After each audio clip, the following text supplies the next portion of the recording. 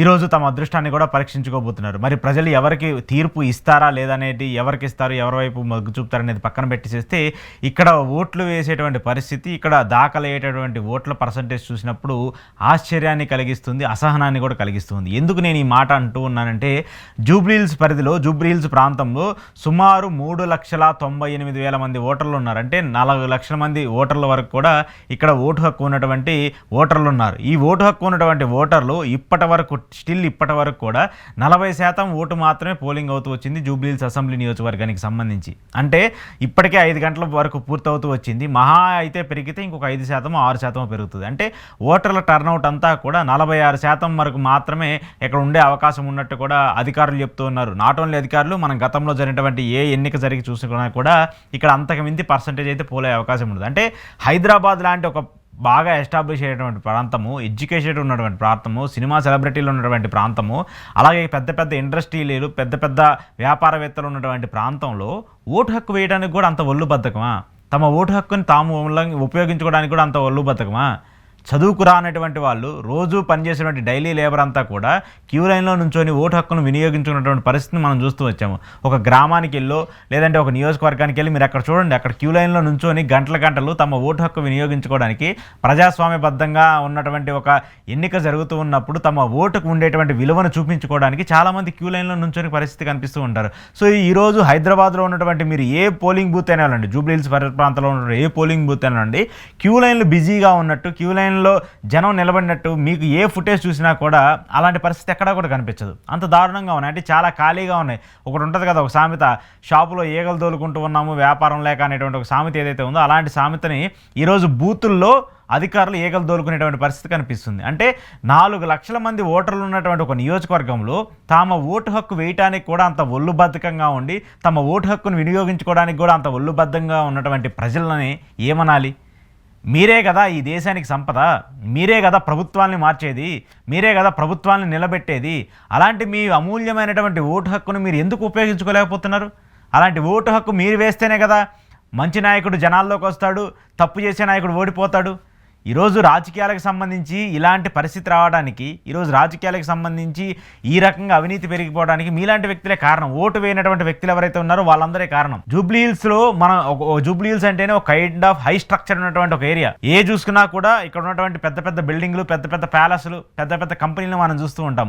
ఆ కంపెనీల్లో దాక్కున్నటువంటి వ్యక్తులందరూ బయటకు వచ్చి అరగంట సేపు ఒక ఎండలో నుంచొని పోలింగ్ బూత్లో ఓటు హక్కు వినియోగించుకోలేకపోతున్నారా? అంత ఇబ్బందిగా ఉంటుందా మీకు? అంత ఒళ్ళు బద్ధకంగా ఉంటుందా? 4 లక్షల మంది ఓటర్లు ఉన్నటువంటి ఒక నియోజకవర్గంలో ఇప్పటి వరకు 40% ఓటింగ్ మాత్రమే నమోదవుతూ వచ్చిందంటే అసలు దీన్ని ఏమనాలి? మిమ్మల్ని ఏమనాలి? ఎలక్షన్ నిర్వహిస్తున్నటువంటి ఎలక్షన్ కమిషన్ ఏమనాలి? వాళ్ళని ఏం చేయలేము.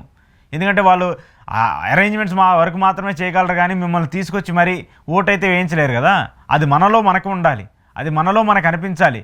అరే, ఈ పౌరుడిగా ఉన్నాను, ఈ దేశానికి సంబంధించిన పౌరుడిగా ఉన్నాను, ఈ నియోజకవర్గానికి సంబంధించినటువంటి ప్రాంతానికి సంబంధించిన వ్యక్తిగా ఉన్నాను, నా ఓటుని నేను వేయాలి, నా నియోజకవర్గం బాగుపడాలన్నా, రోడ్లు బాగుండాలన్నా, డ్రైనేజ్ బాగుండాలన్నా, నా పరిసర ప్రాంతాలు బాగుండాలన్నా, ఏది బాగుండాలన్నా ఒక మంచి ఎమ్మెల్యే అధికారంలోకి రావాలి, ఒక మంచి ఎమ్మెల్యే ఎన్నికవ్వాలి. అలాంటి మంచి ఎమ్మెల్యేకి ఏ పార్టీ అయినా కానివ్వండి, అలాంటి మంచి ఎమ్మెల్యేకి వెళ్ళి నేను ఓటు హక్కు వేసి అతన్ని గెలిపించాలనేటువంటి ఒక భావం మీ మనసులో ఉండాల్సింది పోయి, ఈరోజు ఎలక్షన్స్ కదా సెలవు ఇచ్చేశారు, ప్రశాంతంగా 10ంటికి లెగుద్దాం, తాఫీగా టిఫిన్ చేసేసి టీవీ చూసి న్యూస్ ఛానల్స్లో వాళ్ళంతా కూడా టెలికాస్ట్ చేస్తూ ఉంటారు. ఎవరికి ఎంత పర్సంటేజ్ వచ్చింది, ఎవరు గెలుస్తారు ఏంటనేది కూడా అది చూసి ఎంజాయ్ చేస్తే సరిపోద్దు అనుకునేటువంటి కొంతమంది సోకాల్డ్ ఓటు హక్కు వినియోగించుకునేటువంటి వ్యక్తులు ఎవరైతే ఉన్నారో వాళ్ళందరూ కూడా కొంచెం సిగ్గు శరం లేకుండా, విజ్ఞత లేకుండా మీరు ఈ సొసైటీలో ఉన్నారనేది కూడా అనుకోవచ్చు. ఎందుకంటే ఈరోజు ఇదే జూబ్లీహిల్స్ పరిసర ప్రాంతాలను చూసుకుంటే ఒక సైడ్ ఆఫ్ పరిస్థితిని పక్కన పెట్టేస్తే మిగతా ఉన్నటువంటి ప్రాంతాలన్నీ కూడా బస్తీలే. వాళ్ళు మీలాగా చదువుకోలేదు, వాళ్ళు మీలాగా కోట్లకు పడగలెత్తలేదు, వాళ్ళు మీలాగా సంపాదించేటువంటి వ్యక్తులు కాదు. వాళ్ళందరూ కూడా ఈరోజు వాళ్ళ పనులు మానుకొని మరి క్యూ లైన్లో నుంచొని తమ ఓటు హక్కును వినియోగించుకొని మా నియోజకవర్గానికో, మా ప్రాంతానికో, మా కాలనీకో అభివృద్ధి చేసేటువంటి మంచి వ్యక్తికి మేము ఓటేస్తే రేపు మా కాలనీకి నీళ్ళు వస్తాయి, రేపు మా కాలనీకి రోడ్లు వస్తాయి, రేపు మా కాలనీ కూడా బాగుపడుతుందని చెప్పేసి వాళ్ళు ఒక ఆశాభావంతో తమ ఓటు హక్కును వినియోగించుకుంటారు. అలాంటి వాళ్ళకు ఉన్నటువంటి బుద్ధి, అలాంటి వాళ్ళకు ఉన్నటువంటి జ్ఞానము ఈరోజు పెద్ద పెద్ద బంగ్లాల్లో కూర్చొని టీవీలు చూస్తున్నటువంటి వ్యక్తులకి లేదా? ఎంతమంది సెలబ్రిటీలు ఉన్నారు, ఎంతమంది సినిమా సెలబ్రిటీలు ఉన్నారు, ఎంతమంది పొలిటికల్ లీడర్లు ఉన్నారు, ఎన్ని పార్టీలకు చెందినటువంటి వ్యక్తులు ఉన్నారు, వాళ్ళందరూ వచ్చి ఈరోజు ఓటు హక్కు ఎందుకు వినియోగించుకోలేదు? మీరు అంత బిజీ షెడ్యూల్లో ఉన్నారా? ఒక అరగంట కేటాయించలేకపోయారా? ఒక అరగంట కేటాయించి మీ అమూల్యమైనటువంటి ఒక ఓటు హక్కును వినియోగించుకోలేకపోయారా? దీన్ని ఏమనాలి అంటే మీరు ఎవరిని రిప్రజెంట్ చేస్తున్నట్టు? ప్రజాస్వామ్యబద్ధంగా మనం ఎన్నుకున్నటువంటి నాయకులు, రేపు మనల్ని పరిపాలించే వాళ్ళందరూ అలాంటి వాళ్ళని ఎన్నుకునేటువంటి ఒక సిస్టాన్ని ఈరోజు ప్రభుత్వం మీకు కల్పిస్తే ఆ సిస్టమ్ మొత్తాన్ని కూడా పక్కన పెట్టేసి మీ ఓటర్ కార్డుని పక్కన పడేసేసి అసలు దాంతో ఇప్పుడు మనకు అవసరం ఉందే అనేటువంటి సిచ్యువేషన్కి మీరు వచ్చినప్పుడు మిమ్మల్ని ఏమనాలి? ఈ దేశానికి సంబంధించిన పౌరుడిగా మిమ్మల్ని ఇంకెందుకు గుర్తించాలి? ఓటు హక్కు వేస్తేనే ఈ దేశానికి సంబంధించిన పౌరుడిగా కూడా గుర్తించే పరిస్థితి ఉంటుంది. అది ఖచ్చితంగా అదే నిజం. ఎందుకంటే తమ ఓటు హక్కు వల్లే ఈ దేశానికి సంబంధించిన భవిష్యత్తుని దిశానిర్దేశం చేసేటువంటి అవకాశాన్ని మీ చేతిలో పెట్టింది ప్రభుత్వం, మీ చేతిలో పెట్టింది రాజ్యాంగానికి సంబంధించిన వ్యవస్థ అంతా కూడా. సో అలాంటి వ్యవస్థను కూడా మీరు నీరుగార్చే విధంగా హాలిడే వచ్చింది, దర్జాగా ఎంజాయ్ చేద్దాము, పడుకుందాము, లెగుద్దాము అనేటువంటి సిచ్యువేషన్లో ఉన్నారు తప్ప ఎన్నికల్ని ఎవరూ కూడా సీరియస్గా తీసుకోవట్లేదు. నేను ఏ ఎలక్షన్ ఇప్పుడు జరుగుతున్నటువంటి ఎన్నిక గురించే చెప్పట్లేదు.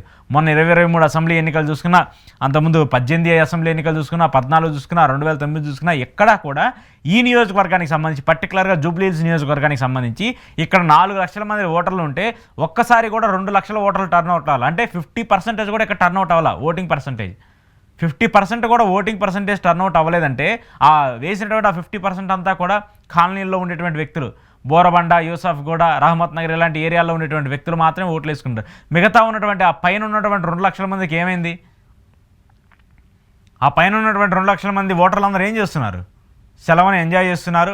హాలిడేని ఫ్యామిలీతో కలిసి సినిమాలు చూడటానికో, టీవీలు చూడటానికో, సీరియల్స్ చూడటానికో టైం స్పెండ్ చేస్తున్నారు తప్ప ఒక అరగంట వెచ్చిచ్చి తమ ఓటు హక్కును వినియోగించుకోవడం మాత్రము ఇంట్రెస్ట్ చూపట్లేదు. సో ఇది ఖచ్చితంగా ఎవరైతే ఓటు హక్కు వినియోగించుకున్నటువంటి వ్యక్తులు ఉన్నారో వాళ్ళందరూ ఈరోజు కూడా మీరందరూ ప్రభుత్వ నిర్ణయాలకి, ప్రజాస్వామ్య నిర్ణయాలకి, రాజ్యాంగ నిర్ణయాలన్నిటికీ కూడా మీరందరూ వ్యతిరేకంగా శక్తులుగానే మిమ్మల్ని భావించాల్సి వస్తుంది. ప్రజాస్వామ్య వ్యవస్థకు కూడా మీరందరూ కూడా వ్యతిరేకంగా ఉన్నట్టు కూడా ఈరోజు ప్రజలు భావించే అవకాశం ఉంటుంది, నాయకులు భావించే అవకాశం ఉంటుంది, పూర్తి వ్యవస్థే భావించే అవకాశం ఉంటుంది. కాబట్టి తస్మాత్ జాగ్రత్తగా ఉండండి. ఇక నుంచి అయినా బయటకు వచ్చి ఒక అరగంట టైం స్పెండ్ చేసి క్యూ లైన్లో నుంచొని రాబోయే ఎన్నికల కోసమైనా మీ ఓటు హక్కును వినియోగించే ప్రయత్నం చేయండి.